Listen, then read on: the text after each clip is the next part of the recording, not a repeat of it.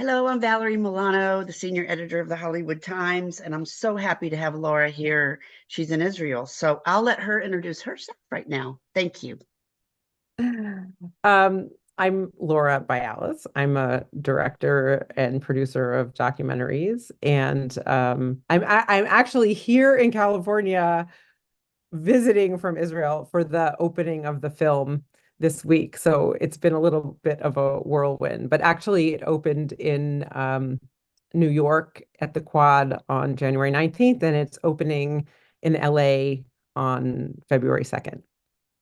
It's great, great. Thank you for sharing your film. This is a very lovely film about a man who saw life through the camera lens in all respects. Roman Vishniac was a veritable genius, developing, no pun intended, the field of microscopic photography and photographing history as Hitler and the Nazis rose to power in Germany and cast the world into war, followed by the Cold War that lasted more than 40 years after. His photographic chronicle of the treatment of the Jews and his own life's ups and downs makes for very interesting viewing. This is an amazing subject, Laura. How did you come to do this documentary? And what was your inspiration to do this wonderful study of Roman Vishniac and his body of work? So I had been both passionate about this era of history and also passionate about black and white photography, modernist photography, as a college student. And shortly after I graduated from undergrad, I was introduced to Mara Vishniac Cohn, who lived in my hometown of Santa Barbara, California. Spent like I think the last 40 years of her life here. A mutual friend of ours introduced us, and I now look back and think I think she knew that we were sort of meant to be connected in some way, or thought these two people need to meet each other. Um, and this first meeting, we were actually at a lecture of Elie Wiesel.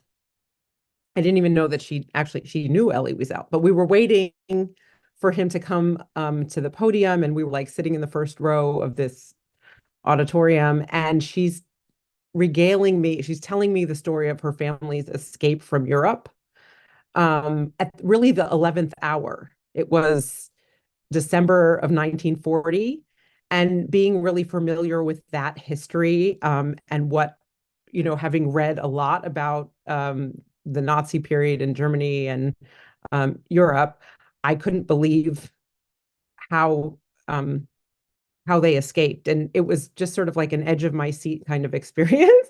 And she was an amazing storyteller and a really wonderful person, so I kind of just became enthralled with her. And I didn't even know who her father was, um, until she invited me to her home, and her father's photos were all over the walls. That home is in the film, and it is kind of like you walk in and it's like another world. It's like a throwback to 20th century Europe. And when I understood her father had done this book, Vishniac's most famous publication, which is A Vanished World. And I immediately recognized it and said, "Oh, my parents were there." And I said, "Dad, you have this in your library."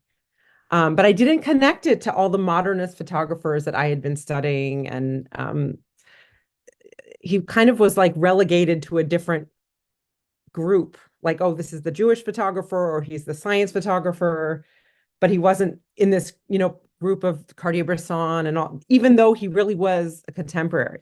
So this was sort of a story that was in the back of my head for a very long time that I felt like needed to be told. Um, and it was a while before I had the sort of time and it was in the right place and time to tell this story, but it was an amazing experience. Speaking of Vishniak's body of work, the task of sorting through all of the photos and deciding which one to use and filming the family interviews and cutting it all together seems like a Herculean task. How many photos did you sort through? I know you don't can't give me an exact amount, but how many did you end up using in the film, and how many people were involved in that sorting process? Well, so the answer is I don't actually know how many, and I should find out how many distinct frames do they have in the archive, in the Vishniac archive? How many distinct frames did he shoot? Because got this hard drive. It had something like 23,000 Ooh. files on it. But there were like prints, multiple prints of the same image as well. But there are thousands of images, distinct images.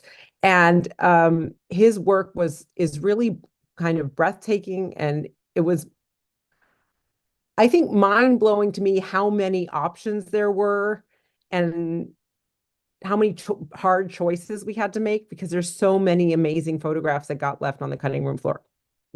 Yeah. But I have to say that I had the most amazing team I've ever worked with. So I cannot take all the creative credit. I had uh, amazing producers, Nancy Spielberg and Roberta Grossman, and the creative team of Chris Collister, who was our editor, and Sophie Sartain, a writer. And the three of us sat in this editing room day after day in, day out, and really worked through the story, the interviews, and the photos. And then these dramatic scenes that we also shot. And it was a real collaboration. And I think really maybe the most rewarding collaboration that I've ever experienced. Also, speaking to the process, how long did it take to put all this together? Well, it took a really long time and really much longer than was necessary. But but we had COVID in there. Ooh. And so we had this plan that we were going to film in Poland and on a soundstage in LA. And for these dramatic scenes. I don't even like to think about them as reenactments. I like to really just think about it as a hybrid film where part of it are these dramatic scenes and part of it is the interviews and then the photographs.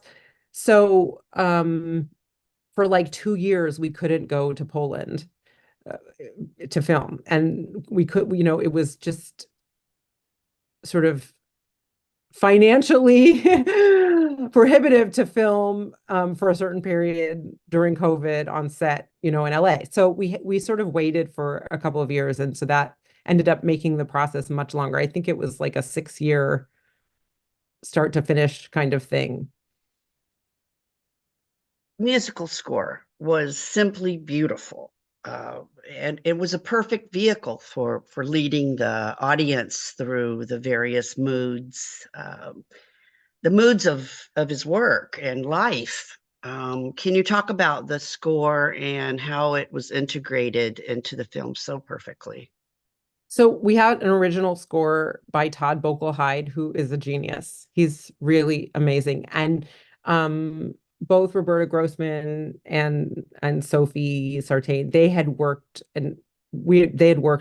extensively with Todd in the past, and we were so excited that he agreed to come on board this project, and it just elevated the film to sort of a totally different level. I remember sitting in the sound mix and being like, I can't believe this is the score for my film. Yeah. I mean, it's something like out of a huge Hollywood motion picture, the score, I feel like. So I'm really grateful. And he brought in these instrumentalists who played and I'm blanking about all the different instruments, but he brought in people who were experts in the Jewish ethnic, music of that era from Eastern Europe. And they were amazing and added a level of like authenticity to the score that's woven in such a like incredibly subtle way. You just don't even notice it. It's not like a big klezmer band showing up or something like that. It's really, really deep in there. So, but it's always collaboration, the score, and but he was a dream to work with. It was really, really a fun process too. Great. The film's played to rave reviews, and from critics and audiences alike, in more than 25 film festivals around the globe, I believe. It must be quite satisfying to finally bring the film to wider audiences with its theatrical releases on January 19th in New York, and this Friday in Los Angeles, right? Yeah, it's exciting to have been had this story in your head, in my head for so long, and then in in the heads of my, co-creators, and then we, you make this thing, and then it's like ready to go out. It's almost it's like having a kid or something. And you know, I think it's exciting to hear different people's reactions because it's a multi-layered story. Um, it's not just the story of Roman Vishniac, it's the story of his daughter Mara. It's the story of their relationship. It's the family saga and their escape from Europe. It's the story of his art and his journey as an artist and a scientist. Um, so there's sort of a lot of different layers going on, and it's really, I think what's rewarding is to hear what people have to say after, to go to these Q&As that we've been doing after some of the screenings, and really interesting, intelligent questions, um, and commentary. And also, there is a certain relevance with some of the scenes right now, of things that are happening in the world. And I couldn't believe it when I watched the film recently, just to check the technical, the version that was going to go out to the theater. I was struck with, and I hadn't maybe watched it for months, and I was struck with how some of the scenes that I saw there could be like I saw that happening, something like that happening on the news now, and which is sad and scary, and um but suddenly makes it relevant. So I'm interested to see what people take away from it. Sure, sure. Well, so what are you thinking about working on something next? Um, I have sort of a million ideas Yeah, and all kinds of things in the all kinds of irons in the fire.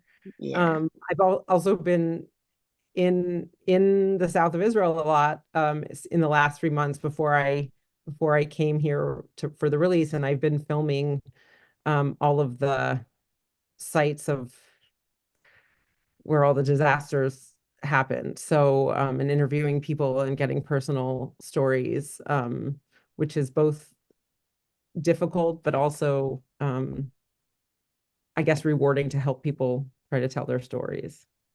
absolutely. Well, so how can our readers and our viewers find you, find the film besides being this Friday in Los Angeles? Give us We're a clue. opening in a lot. We're going to start opening in. We're opening in other cities. It's in other festivals, and it's going to be in other theatrical, in theaters, in across the United States. So the best way is our website, which is vishniacfilm.com. Great, We also have a Facebook and an Instagram and a Twitter page that are all at Vishniac Film. great. And we just keep a running list there of all of the upcoming screenings. So hopefully, follow us on those pages, and uh, I think this is a film that is really worth it to go and see in a theater with an audience, for sure. Even though I didn't get to see it with an audience and in a theater, I recommend it. The Hollywood Times dot today will be sending out our review with a clip of this video. So, we'll be publicizing it. Our YouTube channel is the Hollywood Times Official, and I can't thank you enough, Laura, for taking the time with us today.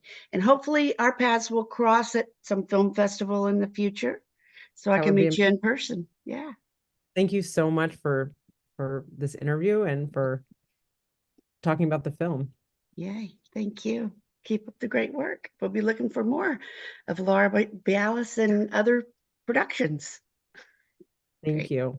All right. Have a great rest of your day. Thank you so much. I really appreciate it. And cool. All right. See you soon. Take care. Okay, bye.